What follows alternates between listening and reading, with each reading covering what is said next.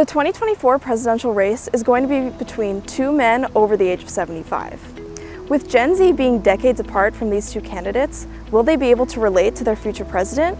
Or will age actually represent experience? Today, I'm here on Palm Walk talking to Gen Z students about what their ideal age of a president should be. Let's go find out. My ideal presidential candidate would be around 50 years old. Can I ask why? I think they'd have enough experience in politics before, but they'd still be young enough to relate to the youth audience. I would say not as old as our current presidential candidates. I would say between the ages of like 40 and 50 because I feel like they're old enough to have enough experience to know what they're talking about, but they're also like not too old. I feel like I would need someone who has like some life experience at least, like maybe 30 plus. Early 40s, like mid 40s. That would ideally be mine because I feel like that would represent more of this younger generation and our and the ideas of like the younger population, which I think would be a great thing for the U.S. right now. 65 is really where you're pushing it. Like once you get into the 70s, like things start to get a little fuzzy. The way things have been trending recently, I think that the ideal age should be lower than what it is with the candidates now. You know, I think 70s and 80s is a little high. Definitely say like leaning closer to like a younger age, just so they're more in tune with the current like wants and needs of more recent communities and things like that. And I feel like people like Biden and Trump are a little bit too old to relate to Gen Z.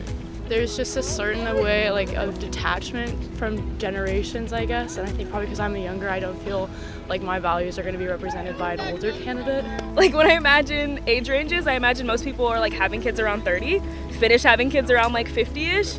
So it's like, okay, I'm 55, my kids are still at an age where I'm still talking to them regularly. I think that's one thing to consider, because then you also have that, okay, I'm interacting with the younger generation. I'm interacting with people who also interact with the younger generation, and I'm getting that perspective, and I still value that perspective. What number would you place the age cap at?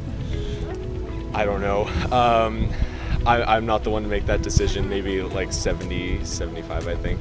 I feel like our cap should be maybe like 75 because I feel like once you get to a certain point, like you just kind of need to chill. Like you've had a great life, but sometimes you just need to be done. Yeah, I think you just need to be able to critically think, be able to think through these problems, but also be able to voice your own opinions as well. I feel like if you can still fulfill your duties to the maximum potential, you should be able to stay in office. But if health reasons get in the way, then maybe they should consider otherwise. And I know for senior citizens, your license can get taken away, and it's just, I think there's reasons we have measures to protect people on the road, and that's something we should maybe consider for holding office and making important decisions for our country. Like they aren't really connecting with our generations the way they should.